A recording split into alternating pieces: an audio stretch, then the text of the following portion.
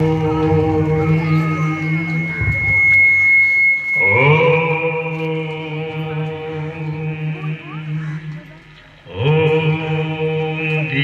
ज्योति परम ब्रह्म दीपं ज्योति जनार्दन दीपं ज्योति हरे पापं दीपं ज्योति नमस्तुते ओम वक्रतुंडं महाकाय सूर्यकोटि समप्रभ निर्विघ्नं कुरु मे देव सर्वकार्येषु सर्वदा गुरुर्ब्रह्मा गुरुर्विष्णु गुरुर्देव महेश्वर गुरु साक्षात् परं ब्रह्म तस्मै श्री गुरवे नमः। तुमेव माताश्च पिता तुमेव बन्धुश्च सखा तुमेव विद्या द्रविणं तुमेव सर्वं मम देव देव।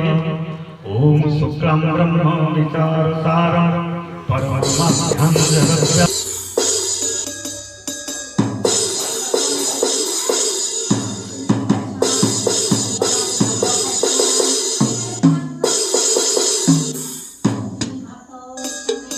प्रधान महोदय को अनुरोध करेंगे कि मंचासीन हुए।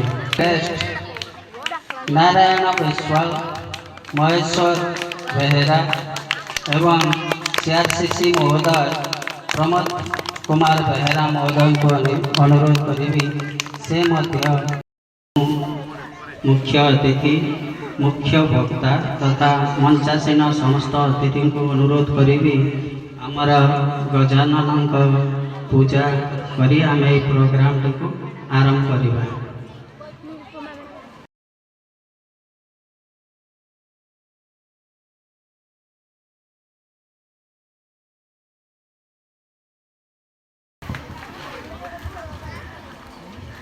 मुख्य अतिथि रंजित भोई महोदय बीओ को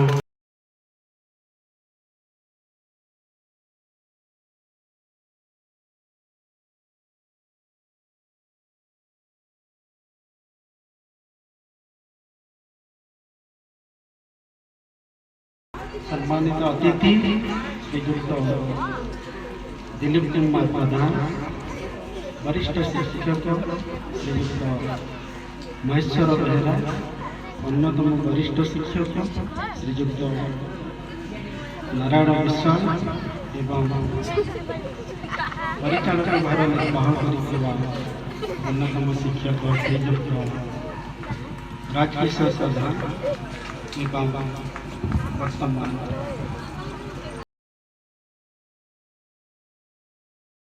धरणी एबे काकर गंध देखा जाउना एबे ए पृथ्वी काशतंडी फूलर लहड़ी रे भासमान होछि। ए ऋतु होछि संपदर ऋतु, संस्कृतिर ऋतु, सृजनर ऋतु, सुरभि ऋतु। तेणु सुरभि आम पाखु अनेक कथा नहीं आसी आम शिशु भीतर जो प्रतिभा अच्छी यही प्रतिभा को आम ये प्रदर्शन करवा और देश दुनिया आम निजक प्रतिष्ठित करवा निजर आइडेंटिफिकेशन सृष्टि करवा। ऋतु हूँ माँ दुर्गा देवी ऋतु समय संपदा मुझे कह पदे कह पुण्य शरतर यही मरतर दशहरा पर आसला पुण्य शरतर यही मरतर दशहरा पर आसला काशतंडी फूल धीर पवन धीरे धीरे हो नाचिलाणी धीरे धीरे हो नाचिलाणी। तेणु यही संगीत एवं गीत नृत्य कला शिल्पकला चारुकला दृश्यकला श्राव्यकला सब कलार समन्वय को नहीं आम आज ये समस्त आगे निजर प्रतिभा विकसित करवा एवं निजक सुसंगठित कर सारा पृथ्वी में आम ना रखा। तेणु शिशु ये सब आयोजन आंचलिक स्तरीय शिशु महोत्सव सुरभि कार्यक्रम आमर मंत्रांत सम्मानित वरेण्य तथा आम ब्लॉक ସେ କହୁଛି ଏ ଯେଉଁ ମୁଖ୍ୟ ନବ ଉଦ୍ଭାସିତ आम मंचासीन होता आम ब्लॉकर बरेण्य डीओ महोदय आज मुख्य वक्ता भाव आम जहाँ पाइछू सी आमर बरेण्य आमर जामुंडा हाईस्कल प्रधान शिक्षयित्री महोदय आमर एबीओ महोदय मैडम महोदय श्रीमती बनिता मैम एवं आमर कुमाल हाईस्कल प्रधान शिक्षक जी की सम्मानित अतिथि रूपे आज मंचासीन से महोदय एवं आमर ए क्लस्टर वरिष्ठ शिक्षक श्रीजुक्त महेश्वर भाई एवं सीआरसीसी श्रीजुक्त प्रमोद भाई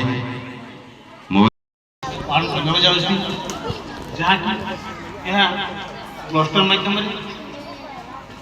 ब्लॉक माध्यम जिला माध्यम एमती छात्र छात्री को नहीं आम यहाँ आगे ना चेष्टा करमती अन्य वर्ष यहाँ जमी साफल्य पाला ए वर्ष आम यहाँ साफल्य करने जाऊँगी शिशु महोत्सव जहाँकि शिशु मानकर विकसित तांकर कलाकृति लोककला यहाँ आम देखी अन्य मणिपुरा क्लस्टर प्रति वर्ष मणिपुरा क्लस्टर सुरभि कार्यक्रम ए वर्ष एटा किसी नुहे जोटा कि सरकार गोटे अभिनव प्रयास सुरभि सुरभि हेउची पिला मानकर लुकायित गुणावली को विकसित करबा जेमिति प्रति विद्यालय किछि ना कि समस्तकर किछि गुटे अछि किछि गुटे समस्तकर लोककला अछि समस्तकर मुह एटीट्यूड फेसियल किछि गुटे समस्त जेबे सार बसती जो पिला माने बसती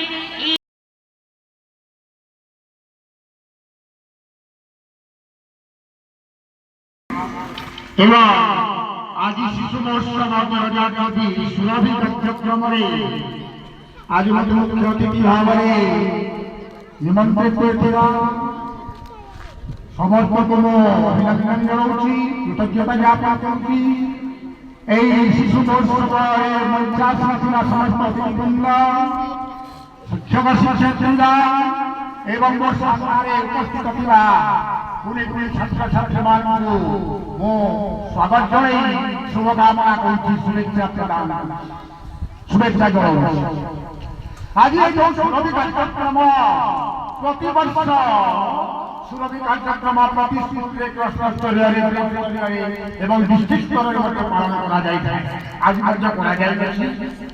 तेणु यही सुरभि हूँ आम पिला छात्र छात्री कुणी कुणी छात्र छात्री रही पोटेंशियल आम भर जो लुकायित अच्छी प्रतिभा दक्षता आज आम सर्वसम्मुखें प्रकाश करवा आम दक्षता के आम के निपुणता हासिल करवा यहाँ हूँ सुरभि कार्यक्रम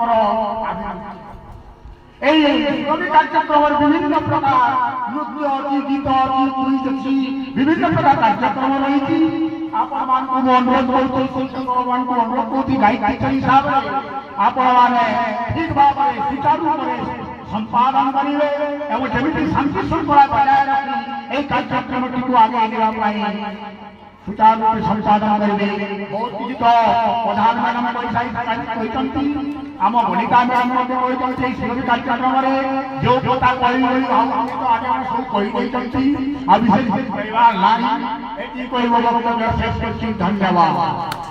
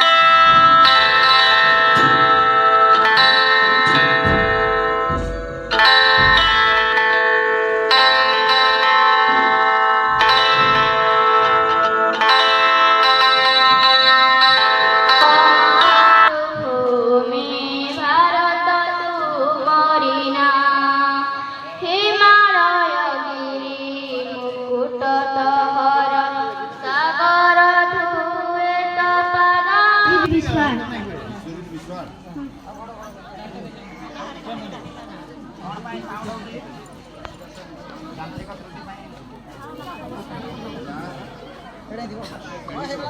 पंचम सरकारी प्राथमिक विद्यालय कुमार। देश मोर जान देश मोर मान देश मोर जान देश मोर मान देश पाई देई देवी मु मोर जान वंदे वंदे मातरम वंदे मातरम वंदे वंदे मातरम वंदे मातरम अमृतमय माटी रे मोर पवित्र एही त्रिरंगा मोर सरल सुंदर देश जे मोर वंदे वंदे मातरम वंदे मातरम वंदे वंदे मातरम वंदे मातरम। मोडिसा ओडिसा मोडिसा केड़े सुंदर राइज मोर केड़े मीठा मो भाषा केड़े सुंदर राइज मोर केड़े मीठा मो भाषा ओडिसा मोडिसा ओडिसा मोडिसा नई बजाए सहनाई एठी पवन बजाए ढोल झरणा बजाए बीणा एठी मेघ बजाए मादल ओडिसा मोडिसा नई बजाए सहनाई एठी होई गो पुण्य तो कोळे पुण्यमयी गो पुण्य तो कोळे अरजिछि जेउ जस भूलिबि नाही मु तरुण किरति भूलिबि नाही मु तरुण किरति पण मु करुछि सत्य अरजिछि जेउ भारत तू मरिना भारत तू मरिना हिमालयगिरी ଥିବା ଲୋକକଳା ବିଷୟରେ ମୋର ଭୂମିକା। ପ୍ରଥମେ ଆମକୁ ଜାଣିବା ଉଚିତ ଲୋକକଳା କାହାକୁ କୁହାଯାଏ। କୌଣସି ଜାତି ବା ଜନଜାତି ମଧ୍ୟରେ ପିଢ଼ି ପରେ ପିଢ଼ି ଧରି ଚାଲି ଆସୁଥିବା ପାରମ୍ପରିକ କଳାକୁ ଲୋକକଳା କୁହାଯାଏ। ଲୋକକଳା ମାନେ ହେଉଛି ସାମାଜିକ ଓ ସାଂସ୍କୃତିକ ଐତିହ୍ୟ ଯଥା ପାଲା ଦାସକାଠିଆ ଘୁମୁରା ବାଘ ନାଚ ଘୋଡ଼ା ନାଚ କଣ୍ଢେଇ ନାଚ ଇତ୍ୟାଦି।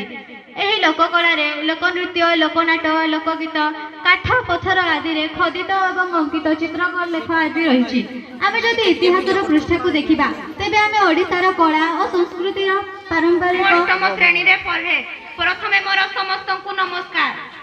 ସମ୍ମାନନୀୟ ସଭାପତି ମହୋଦୟ ପୂଜ୍ୟ ଗୁରୁଜୀ ଗୁରୁମା ବୃନ୍ଦ ଏବଂ ଏଠାରେ ଉପସ୍ଥିତ ଥିବା ମୋର ଛୋଟ ବଡ଼ ଭାଇ ଓ ଭଉଣୀମାନେ ଆଜିର ବିଷୟ ହେଉଛି ହଜି ଯାଉଥିବା ଲୋକକଳାର ବିକାଶରେ ମୋର ଭୂମିକା।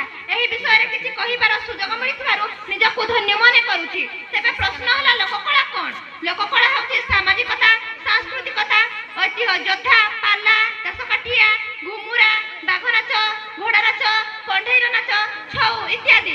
ଏହା ଆମ ସଂସ୍କୃତି ଓ ପରମ୍ପରାକୁ ଜୀବିତ ରଖେ। କିନ୍ତୁ ଆଧୁନିକ ଯୁଗର ଚାପରେ ଏହି ସବୁ ଲୋକକଳା ଦିନକୁ ଦିନ ଲୋପ ପାଇବାରେ ଲାଗିଛି। ଆମ ରାଜ୍ୟ ଓଡ଼ିଶା ପୂର୍ବରୁ ଉତ୍କଳ ବୋଲି କୁହାଯାଉଥିଲା। ଲୋକକଳା ସମ୍ମାନନୀୟ ମୁଖ୍ୟ ସଭାପତି ମହୋଦୟ ପୂଜ୍ୟ ଶିକ୍ଷକ ଶିକ୍ଷୟତ୍ରୀ ବୃନ୍ଦ ଏବଂ ମୋର ଛୋଟ ବଡ଼ ଭାଇ ଓ ଭଉଣୀମାନେ ଆଜିର ବିଷୟ ହେଉଛି ହଜି ଯାଇଥିବା ଲୋକକଳାର ବିକାଶରେ ମୋର ଭୂମିକା। ଏହି ବିଷୟରେ ମୁଁ କିଛି ମୋର ମତ ଘୋଷଣା କରୁଛି। ଲୋକକଳା ହେଉଛି ସାମାଜିକ ଓ ସାଂସ୍କୃତିକ ଐତିହ୍ୟ ଯଥା ପାଲା ଦାସକାଠିଆ ଘୋଡ଼ା ନାଚ କଣ୍ଢେଇ ନାଚ ଇତ୍ୟାଦି। ଆଗ କାଳରେ ଢେଙ୍କି ଥିଲା କିନ୍ତୁ ଏବେ ଢେଙ୍କି ବଦଳରେ ମିଲ୍ ହୋଇଯାଇଛି। ଆଗ କାଳରେ ପିଲାମାନେ ମା ବାପା ବୋଲି ଡାକୁଥିଲେ କିନ୍ତୁ ଏବେ ମମି ଡାଡି ବୋଲି ଡାକୁଛନ୍ତି। ଆଗ କାଳରେ ଚୁଡ଼ାମୁଢ଼ି ଖାଉଥିଲେ କିନ୍ତୁ ଏବେ ଫାଷ୍ଟଫୁଡ ଖାଦ୍ୟ ଖାଉଛନ୍ତି ଯଥା ଚାଉମିନ ମଞ୍ଚୁରିଆନ ଇତ୍ୟାଦି। ଏହା ଖାଇବା ଦ୍ୱାରା ଆମେ ରୋଗରେ ମଧ୍ୟ ପୀଡ଼ିତ ହେଉଛନ୍ତି। ଏହା ଆମ ସଂସ୍କୃତି ଓ ପରମ୍ପରାକୁ ଜୀବିତ ରଖିଥାଏ। କିନ୍ତୁ ଆଧୁନିକ ଯୁଗର ଚାପରେ ଏହି ସବୁ ଲୋକକଳା ଦିନକୁ ଦିନ ଲୋପ ପାଇବାରେ ଲାଗିଛି। ଗୋଟିଏ ସଭ୍ୟତାର ମୂଳଦୁଆ ହେଉଛି ତାର ସଂସ୍କୃତି ଓ ପରମ୍ପରା। ଆମ ସଂସ୍କୃତି ଆମ ପରମ୍ପରା ଓ ଲୋକକଳା ବର୍ଗ। ଜନସଂଖ୍ୟା ଭୂମଣ୍ଡଳ ଇତ୍ୟାଦି ଏହାର ଆଭିଧାନିକ ଅର୍ଥ, କିନ୍ତୁ ପାରିଭାଷିକ ଅର୍ଥରେ ଏହାର ଅର୍ଥ ସମ୍ପୂର୍ଣ୍ଣ ଭିନ୍ନ। ଏହାର ତାତ୍ପର୍ଯ୍ୟ ଏକ ପ୍ରାଚୀନ ପାରମ୍ପରିକ ପ୍ରଥା। ସଂସ୍କୃତି ହେଉଛି ଏକ ନିରନ୍ତର ପ୍ରବାହ। ଲୋକକଳା ଏକ ପ୍ରଭାର ଏକ ବଳିଷ୍ଠ ଧାରା। ଲୋକକଳା ଗୋଟେ ରାଜ୍ୟ ବା ଜାତିର ପରିଚୟ ଅଟେ। ଓଡ଼ିଶାର ସ୍ଥାପତ୍ୟ କାରୁକାର୍ଯ୍ୟ ଆମ ସଂସ୍କୃତିର ଏକ ମହାନ ବିଭବ। ନୃତ୍ୟ ସଙ୍ଗୀତ ଓଡ଼ିଶାର ସଂସ୍କୃତିର ଅନ୍ୟତମ ବିଭବ। ଓଡ଼ିଶାର ବିଭିନ୍ନ ଓଡ଼ିଶା ଏମିତି ଗୋଟେ ରାଜ୍ୟ ଯେଉଁଠି ଲୋକକଳା ଦିବସ ପାଳନ କରାଯାଏ। ଜୁନ୍ 14 ତାରିଖକୁ ଲୋକକଳା ଦିବସ ରୂପେ ପାଳନ କରାଯାଏ। ଯେଉଁଠାରେ ରେଡ଼ିଓ ଟିଭିର ସୁବିଧା ହେଇପାରୁନି, ସେଇଠାରେ ଆମେ ଏହି ଲୋକକଳା ମାଧ୍ୟମରେ ବାର୍ତ୍ତା ପହଞ୍ଚାଇ ପ୍ରଚାର କମିବାରେ ଲାଗିଲାଣି। ଏହା ଆମ ସମାଜ ପାଇଁ ଆଦୌ ଶୁଭଙ୍କର ନୁହେଁ। ମୁଁ କହିଲା ପରି ହୃଦୟଙ୍ଗମ କରୁଛି ଯେ ଆମ ଲୋକକଳାର ସମୃଦ୍ଧି ହେଉଛି ମୋ ରାଜ୍ୟର, ମୋ ଜାତିର ଅସ୍ତିତ୍ୱ ଓ ପରିଚୟ। ବିଦ୍ୟାଳୟ ବିଶ୍ୱବିଦ୍ୟାଳୟରୁ ଆସିଛି। ମୁଁ 6ଠ ଶ୍ରେଣୀରେ ପଢ଼େ। ସମ୍ମାନନୀୟ ସଭାପତି ମହୋଦୟ, ପୂଜ୍ୟ ଗୁରୁଜୀ ଗୁରୁମା ବୃନ୍ଦ ଏବଂ ବିଜ୍ଞ ବିଚାରକ ମଣ୍ଡଳୀ ଏବଂ ଏଠାରେ ଅଂଶଗ୍ରହଣ କରିଛି ଆମର ଛୋଟ ବଡ଼ ଭାଇ ଭଉଣୀମାନେ, ଆଜିର ଏହି ବକ୍ତୃତା ପ୍ରତିଯୋଗିତାରେ ମୋତେ କିଛି କହିବାର ସୁଯୋଗ ମିଳିଥିବାରୁ ନିଜକୁ ଧନ୍ୟମନ କରୁଅଛି। ଆଜିର ବିଷୟଟି ଓଡ଼ିଶାର ଲୋକକଳାର ସମୃଦ୍ଧିରେ ମୋର ଭୂମିକା। ଭାରତବର୍ଷରେ ଓଡ଼ିଶା ରାଜ୍ୟ ଉତ୍କର୍ଷୀ କଳାର ପ୍ରଦେଶ ଭାବେ ପରିଚିତ। ଆମ ରାଜ୍ୟରେ କଳା ଓ ସଂସ୍କୃତି ଭରପୁର ଥିବାରୁ ଆମ ରାଜ୍ୟର ପ୍ରାଚୀନ ନାମ ହେଉଛି ଉତ୍କଳ। ସବୁ ଡରିଗଲେ, ସବୁ ଡର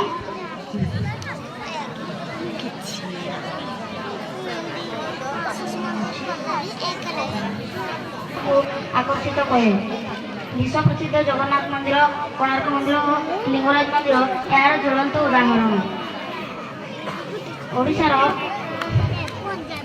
ଓଡ଼ିଶାର କଳାକାରମାନଙ୍କର କଳା ସମଗ୍ର ବିଶ୍ୱରେ ଏକ ସ୍ୱତନ୍ତ୍ର ସ୍ଥାନ ଗଢ଼ି ଦେଇଛି। ଓଡ଼ିଶାର ଲୋକମାନେ କଳା ଓ ସଂସ୍କୃତି ଦ୍ୱାରା ଟିକେ ରହିଲେ ନାଇଁ ଦିଅ।